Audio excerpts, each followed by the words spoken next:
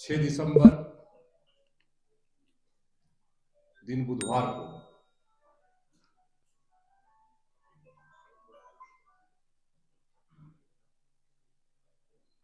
कांग्रेस के एक और नेता का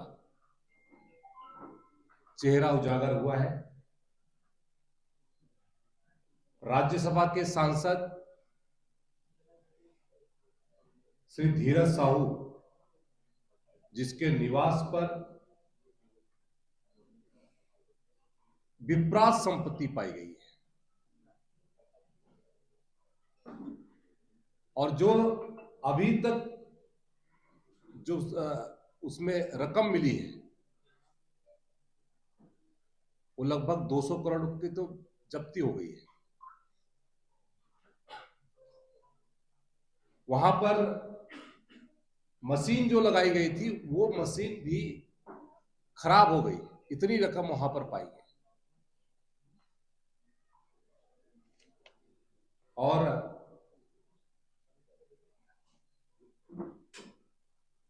जो धीरज साहू है, जो कांग्रेस के राज्यसभा के सांसद हैं और 3 बार के सांसद हैं, झारखंड से रहने वाले हैं और इनके झारखंड, ओडिशा और पश्चिम बंगाल अलग अलग ठिकानों पर 40 सदस्यीय टीम के माध्यम से ये छापा किया गया। जो टीम थी, टीम को भी जानकारी नहीं थी कि वो जब निकले तो कहां जा रहे हैं और कौन सा कार्य करने वाले हैं, और उन्होंने उस पूरे कार्य को अंजाम दिया और अभी तक वहां गिनती चल रही है। और ये जो 200 करोड़ रुपए की राशि है, ये राशि अभी और भी बढ़ेगी। ये कांग्रेस का वास्तविक चेहरा लोगों के सामने आ रहा है।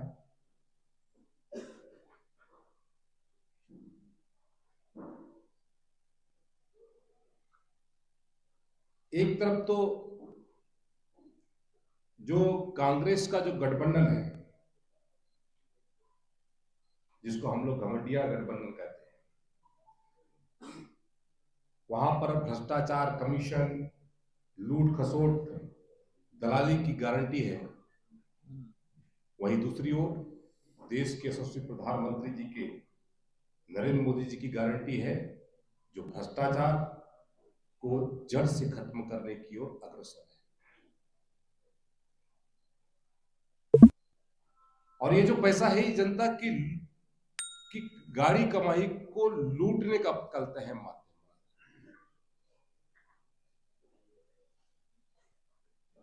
मोदी जी ने जो ये कार्रवाई हुई है,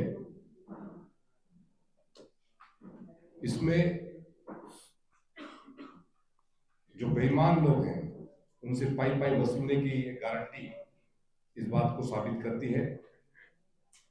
अब आप एक बात सोचिए कि जब एक कांग्रेस के राज्यसभा सांसद जो 2 बार लोकसभा चुनाव हार चुके हैं, कांग्रेस ने उन्हें 3 बार राज्यसभा सांसद बनाया है और उनके पास में लगभग अभी तक 200 करोड़ की नकदी पकड़ी गई है। कांग्रेस के में जो राज्यसभा सांसद बनाने का जो पैमाना है, जो मापदंड है, उस मापदंड के बारे में भी कांग्रेस पार्टी को अपनी वास्तविकता रखनी चाहिए, लोगों के सामने रखना चाहिए। जिस तरीके से राज्यसभा के सांसद बनाने के लिए जो लूटपाट करने वाले हैं, जो कमीशन खोरी करने वाले हैं, जो भ्रष्टाचार करने वाले हैं, ऐसे लोगों को कांग्रेस पार्टी राज्यसभा सांसद बनाकर के भेजती है। अब आप सोचिए कि पूरे देश भर में ऐसे कितने सांसद होंगे जो जनता की गाड़ी कमाई को लूट भ्रष्टाचार करके कांग्रेस का एटीएम बन करके गांधी परिवार के लिए एक सबसे बड़ा धन उगाही का माध्यम बनता है।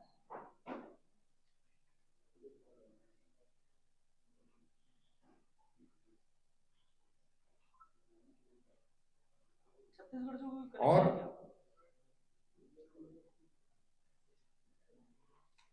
कांग्रेस दूसरी ओर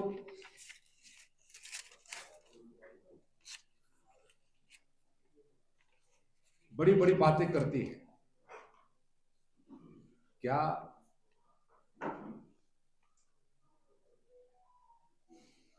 ये जो ईडी और सीबीआई और आईटी जैसे एजेंसी जो अपना काम करती है उसके ऊपर आरोप लगाती है, कांग्रेस पार्टी को इस बात को स्पष्ट करना चाहिए कि ऐसे जो भ्रष्टाचारी तत्व है, ऐसे जो नेता है, क्या वो उन्मुक्त होकर घूमना चाहिए? क्या उनके ऊपर कार्रवाई नहीं होना चाहिए? इस बात का जवाब इस कांग्रेस पार्टी को देना चाहिए।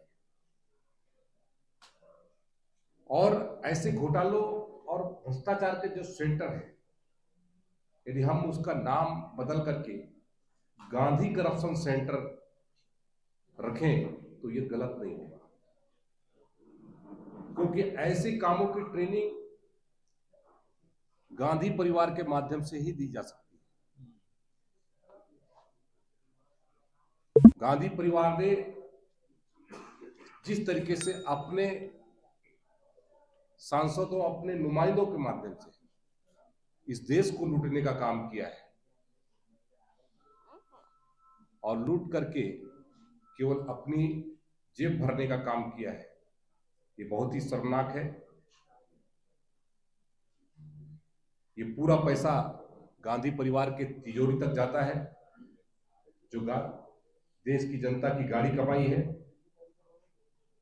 और ये कांग्रेस उस पैसे से अपना घर भर रहे हैं।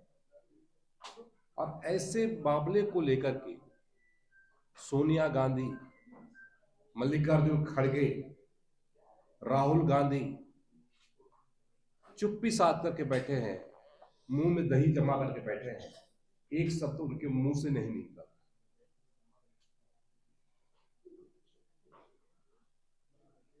और कांग्रेस पार्टी से पूछना चाहूंगा कि जो 2 बार लोकसभा चुनाव हार चुके हैं, उन्हें 3-3 बार राज्यसभा का सांसद बनाया जाना, ये किस बात को इंगित करता है? कैसे भ्रष्टाचारी तत्वों को ये कांग्रेस पार्टी संरक्षण देती है, ये इस बात से साबित होता है। भाइयों, कांग्रेस पार्टी ने और जो भ्रष्टाचारियों ने जो एक गठबंधन बनाया है, INDI, इस अलायंस के पास में यदि हम बात करें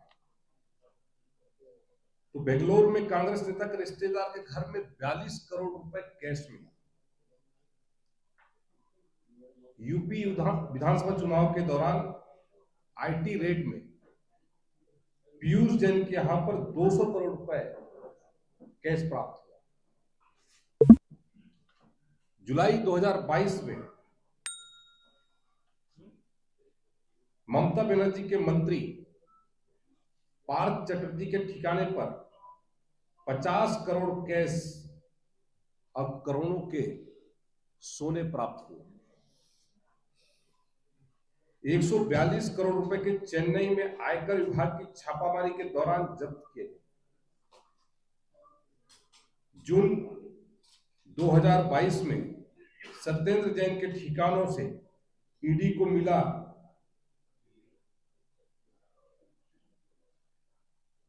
2,42,00,000 रुपए के सोने के 133 सिक्के।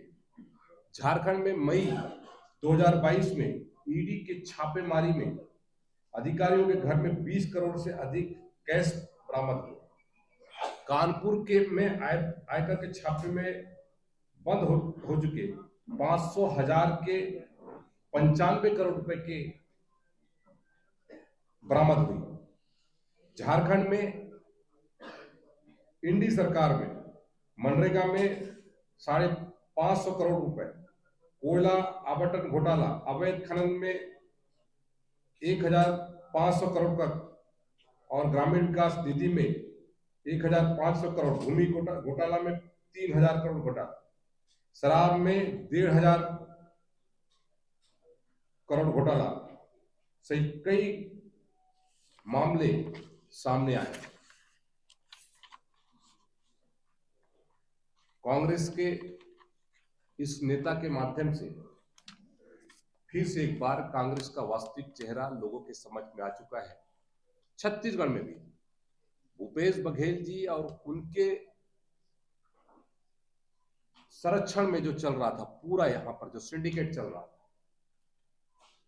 आज कई जेल के अंदर है, कई बाहर घूम रहे हैं। ऐसे भ्रष्टाचारियों को, जिसे कांग्रेस की सरकार का संरक्षण प्राप्त था, भूपेश बघेल का संरक्षण प्राप्त था, अब वक्त आ गया है देश के यशस्वी प्रधानमंत्री माननीय नरेंद्र मोदी जी के नेतृत्व में लगातार ऐसे आपराधिक तत्वों के ऊपर लगाम कसने का, ऐसे भ्रष्टाचारी, ऐसे लूटपाट करने वाली सरकार को यहाँ की जनता ने उखाड़ फेंका है।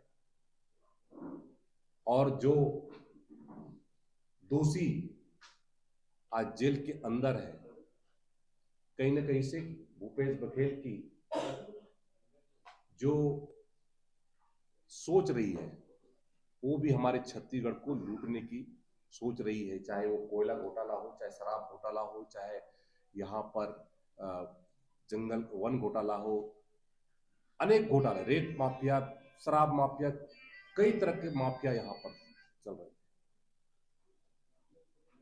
ये तो एक कड़ी के माध्यम से जो सामने जनता के बीच में आया है।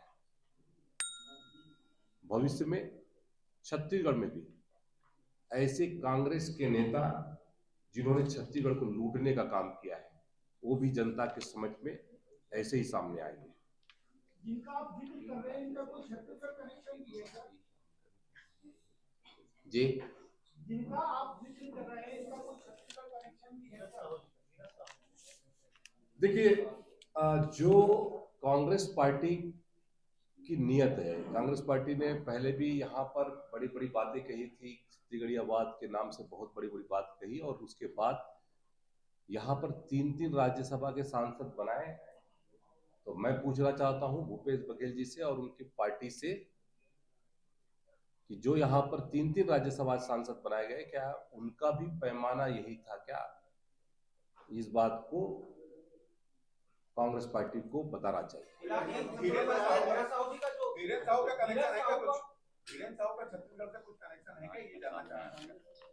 अभी तो जो उनके पास में रकम मिली है, उस रकम को गिनने में जो मशीन है, वो मशीन खराब हो गई, आप सोचिए। और भविष्य में जब इस जांच में सामने आएंगे तो हो सकता है कि छत्तीसगढ़ भी उस कनेक्शन से जुड़ा हो। शराब जुड़ा हुआ है, बहुत बड़ा व्यवसाय का हिस्सा जो है वो शराब व्यवसाय से जुड़ा हुआ है। और सबसे बड़ी बात यह है कि छत्तीसगढ़ में कहीं ना कहीं शराब घोटाला एक बहुत बड़ा घोटाला उजागर हुआ था। कहीं ये तार वहां से तो नहीं जुड़े हुए हैं, उनकी शराब की बड़ी डिस्टिलरीज है। बिल्कुल हो सकता है।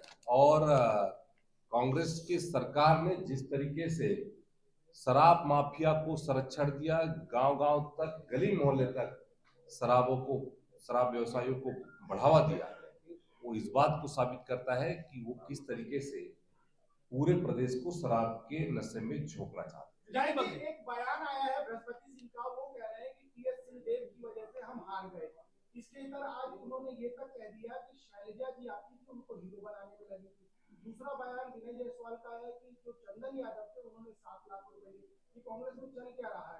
अभी ये इसके संदर्भ में तो कांग्रेस ही बताएंगी, कांग्रेस पार्टी बताएगी, और मुझे लगता है कि अभी और सरकार का गठन हो जाने दीजिए।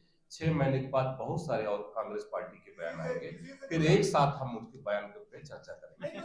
पैसे का लेन देन हुआ है क्या, इस तरह का आरोप लग रहे हैं विराज जी, कि पैसे का लेन देन हुआ है क्या, इस तरह का अब ये तो वही बता पाएंगे पैसे का लेन देन हुआ है कि नहीं। मैं तो ये सुना कि बृहस्पति सिंह ने तो हमारी शैलजा को कहते हैं बिक गई है ये उसने कहा है। इसी से जुड़ा सवाल है। उन्होंने यही कहा, उन्होंने कहा कि भाजपा के जीत का श्रेय टीएस बाबा को जाता है और भाजपा को उनको गवर्नर बना देना चाहिए, ये भी बोला है उन्होंने।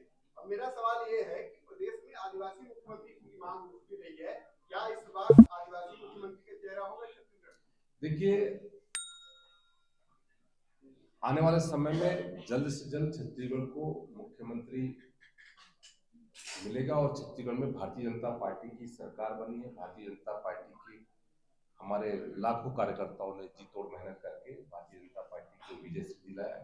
यहाँ की जनता ने छत्तीसगढ़ की कांग्रेस की सरकार पर जो उन्होंने विश्वास, भरोसा और नहीं मालूम कितने प्रकार के अपने टैगलाइन लगा करके उन्होंने लोगों का विश्वास जताने की कोशिश की, लेकिन उसके विश्वास, उनके भरोसे पर जनता नहीं आई। उन्होंने मोदी जी की गारंटी को चुना, मोदी जी को चुना, उनके विश्वास को चुना। डबल इंजन की सरकार आज छत्तीसगढ़ और में बन रही है, छत्तीसगढ़, मध्य प्रदेश और राजस्थान में। और आने वाले समय में मुख्यमंत्री जो भी हो और भारतीय जनता पार्टी का जो हो रहा है, जिसमें भारतीय जनता पार्टी जिस तरीके से विकास को लेकर चलती है, विकास सबसे बड़ा आधार है। ये जाति, धर्म, समुदाय विशेष, इसके आधार पर भारतीय जनता पार्टी काम नहीं करती। छत्तीसगढ़ का मुख्यमंत्री छत्तीसगढ़ का विकास करने वाला होना चाहिए, छत्तीसगढ़ के लोगों की चिंता करने वाला। गांधी करप्शन सेंटर एटीएम शब्द का भी इस्तेमाल किया, तो ये धन की जो है गांधी परिवार में उपयोगिता क्या है? अब ये तो वही बताएंगे। उन्होंने तो पूरे देश को लूटने का काम किया इतने वर्षों तक, और ये तो वास्तविकता है। कांग्रेस के सोनिया गांधी या फिर कहते हैं राहुल गांधी इस संदर्भ में एक शब्द नहीं कहते, एक बात नहीं बोलते। तो कांग्रेस के गांधी तो ऐसे चुनाव हार चुके हैं, उनके मुंह में लड्डू भी नहीं होगा जब ना बोल सके।